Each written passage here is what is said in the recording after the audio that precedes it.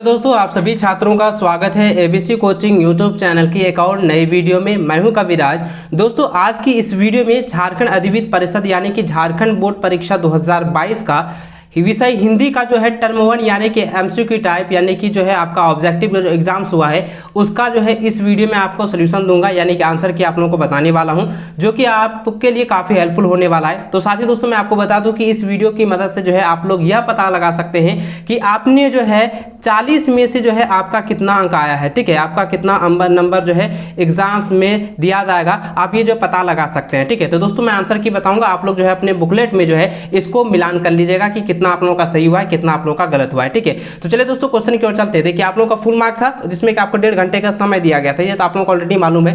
देखिए दोस्तों सबसे पहला जो आप लोगों का खंड क में दिया गया है जो कि अपठित बोध दिया गया है, यानी कि जो पैसेज दिया गया इसको पढ़कर आप लोगों को आंसर बताना था। तो मैं इसका सीधा आंसर बता देता हूँ, आप लोग तो पैसेज पढ़ी है। देखिए सबसे पहला क्वेश्चन जो दिया गया था, साहस की जिंदगी सबसे बड़ी क्या होती है, सबसे पहला दोनों होगा जिंदगी, क्योंकि इसका जो आप यहाँ देखें यहाँ पे क्वेश्चन दिया हुआ है। ठीक है, साहस की जिंदगी सबसे बड़ी जिंदगी होती है। ठीक है, उसके बाद दोस्तों को दूसरा क्वेश्चन है कि जनमत की अपेक्षा करके जीने वाला आदमी दुनिया का असली क्या है। तो असली क्या है, असली जो है ताकत है। देखिए ये वाला जो आप लोगों ने पढ़ा होगा इसमें पैसेज में आप लोगों ने पढ़ा था, यहाँ पे है। ठीक है, असली ताकत होता है, तो यही यहाँ पे दिया गया है। ठीक है, अगला क्वेश्चन है कि किस मनुष्य की पहली पहचान यह है कि वह किसी के बारे में कोई चिंता नहीं करता है। तो इसका आंसर हो जाएगा साहसी, जो कि ऑप्शन नंबर आपका 4 में दिया हुआ है, साहसी हो जाएगा। ठीक है, क्योंकि देखिए ये वाला जो आप लोगों को क्वेश्चन देख रहे हैं ये सारा चीज जो है पैसेज में दिया हुआ है, इनको ही पढ़कर आप लोगों को यहाँ पे जवाब देना था। 5 नंबर क्वेश्चन है, देखिए चौथा नंबर क्वेश्चन देख लीजिए कि जनमत शब्द कौन सा समास है। तो जनमत शब्द जो है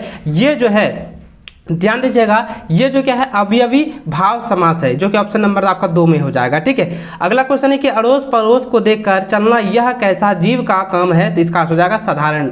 ठीक है, साधारण जीव का काम है। ठीक है, चलिए दोस्तों अगला क्वेश्चन की ओर चलते हैं। देखिए छठा नंबर क्वेश्चन, देखिए ये वाला जो क्वेश्चन दिया गया है ये वाला जो आपका पद्यांश है। ठीक है, ये आपका पद्यांश है, इसको पढ़ते हुए आपको जो है आंसर बताना है। ठीक है, देखिए आपका 6 से लेकर 10 तक का इसी में से आपका आंसर मिलेगा।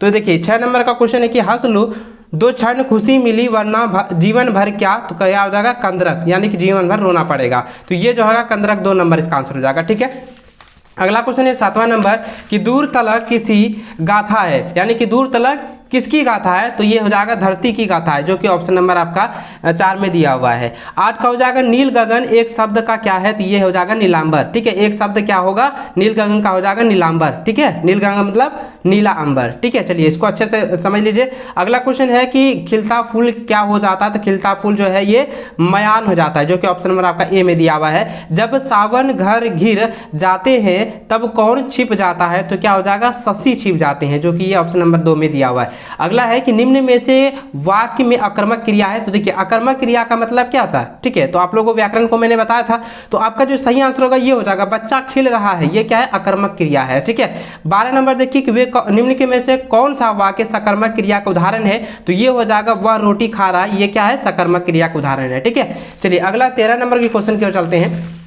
13 नंबर क्वेश्चन यहाँ पे पूछा गया कि गुरु का एक अर्थ होता है शिक्षक और दूसरा। तो जरा ध्यान दीजिए दोस्तों, यहाँ पे जो क्वेश्चन पूछा गया ना समझिएगा इसको कि गुरु का जो एक अर्थ होता है ये शिक्षक है। गुरु का अर्थ क्या होता है, ये शिक्षक बताया गया है। तो दूसरा का अर्थ क्या होता है, दूसरा का अर्थ होता है भारी, ये वाला। चौथा नंबर इसका आंसर हो जाएगा। कई सारे बच्चे क्या किए हैं अध्यापक लगा दिए हैं और कई सारे बच्चे आचार्य लगा दिए हैं, तो ये नहीं होगा बच्चों, क्योंकि यहाँ पे खुद कह रहा है कि गुरु का एक अर्थ होता है शिक्षक और दूसरा का अर्थ बताइए। तो दूसरा क्या हो जाएगा भारी हो जाएगा, ये ऑप्शन नंबर 4 राइट होगा। ठीक है, 14 नंबर है कि निम्नलिखित में से या निम्न में से कौन सा श्वेत का अनेकार्थी शब्द नहीं है। तो क्या हो जाएगा श्याम। श्याम का जो है अनेकार्थिक शब्द, यानी कि श्याम एक नाम है। सफेद सफेदी और उजाला ये क्या है सफेद का जो है ये अनेकार्थक शब्द है। ठीक है, अगला है कि आजीवन कौन समास है। तो आजीवन जो है अवयवी भाव समास है। अगला है रचना के आधार पर वाक्य के कितने भेद होते हैं। तो ये 3 भेद होते हैं, जो कि ऑप्शन नंबर आपका 1 में दिया हुआ है।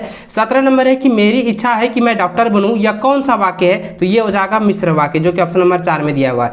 18 का हो जाएगा कि पिताजी के द्वारा अखबार पढ़ा गया, ये कौन सा वाक्य है। तो ये हो जाएगा कर्म वाक्य। ठीक है, ये क्या पिताजी के द्वारा क्या है काम किया जा रहा है, यानी कि अखबार पढ़ा जा रहा है, तो क्या हो जाएगा कर्मक क्रिया। ठीक है, 19 नंबर है कि विद्यालय घर के डैश है, सही वाक्य पद को चुनकर लिखे। तो ये क्या हो जाएगा, निकट है, विद्यालय घर से निकट है या घर के निकट है, ठीक है।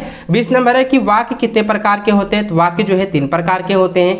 अगला क्वेश्चन जरा ध्यान दीजिएगा, ये पाठ्य पुस्तक से दिया गया है, जो कि आपका यहाँ पे फसल कविता से ली गई है, जिसमें कि ये नागार्जुन के द्वारा जो फसल जो कविता लिखी गई है, इसके बारे में यहाँ पे पूछा गया, ठीक है। देखिए ये आप लोग फसल क्या है और इसको आप लोग पढ़ लीजिएगा। देखिए इसका आंसर बता देता हूँ कि 21 नंबर का हो जाएगा, उपयुक्त गद्यांश की कवि का कौन है, तो ये वाला हो जाएगा नागार्जुन, ठीक है, नागार्जुन हो जाएगा। नागार्जुन के द्वारा ही फसल कविता जो है लिखी गई थी, उसकी रचना की गई है, ठीक है। अगला क्वेश्चन है 22 नंबर, फसल किसका जादू है, तो फसल जो है नदियों के पानी का जादू है, आपका 3 नंबर राइट हो जाएगा। अगला 23 नंबर है कि फसल किसका गुणधर्म है, तो फसल जो है मिश्रित मिट्टी का गुणधर्म है, कौन सा हो जाएगा, मिश्रित मिट्टी का गुणधर्म हो जाएगा 2 नंबर। 24 है फसल किसका रूपांतरण है, तो फसल जो है किसका रूपांतरण है, सूरज के किरणों का, क्योंकि यहाँ पे देखिए दोस्तों आप लोग वहाँ पे गलत टिक लगा दिए, मैंने देखा, तो यहाँ पे रूपांतरण सूरज के किरणों का, तो यही इसका आंसर हो जाएगा यहाँ पे, ठीक है। फसल किसका रूपांतरण है, ये सूरज की किरणों का हो जाएगा।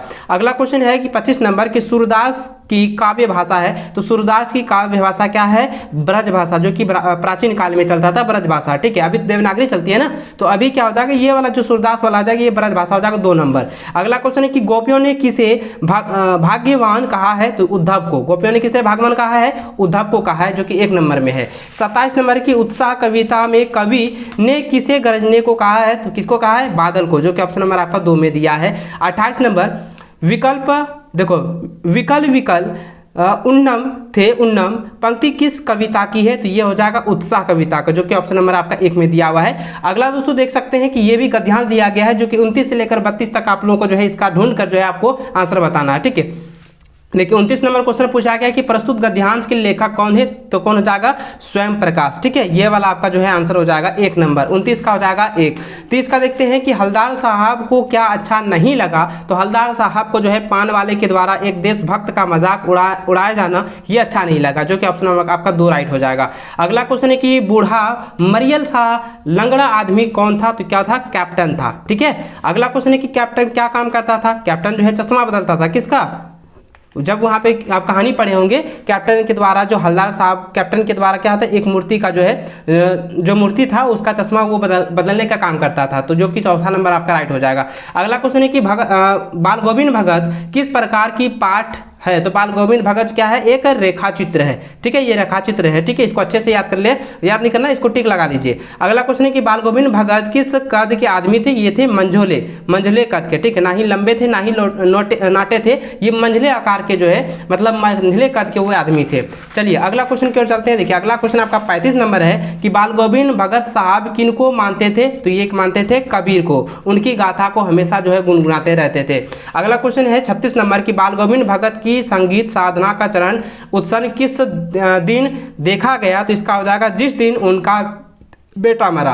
बाल गोविंद भगत के द्वारा उसी दिन जब हुआ था, क्योंकि उसकी जिस दिन उसकी बेटी की मृत्यु हुई थी, तो अपने पुत्र वधू को बोल रहे थे कि रो मत, क्योंकि वो तो आत्मा परमात्मा के पास गई है, मिल गई है। चलिए दोस्तों अगला क्वेश्चन की ओर चलते हैं। देखिए अगला क्वेश्चन भी आपका गद्यांश दिया गया है, इसको पढ़कर आपको यहाँ पे आंसर बताना है। 37 नंबर कहता है 37 नंबर देखिए प्रस्तुत गद्यांश के लेखक कौन है, तो ये हो जाएगा शिव पूजन शाह, जो कि ऑप्शन नंबर आपका 1 में दिया हुआ है। अगला क्वेश्चन आपका यहाँ पे 38 नंबर है कि कड़वा तेल किस तेल को कहते हैं, तो ये होता है सरसों तेल, सरसों तेल को हम कड़वा तेल कहते हैं।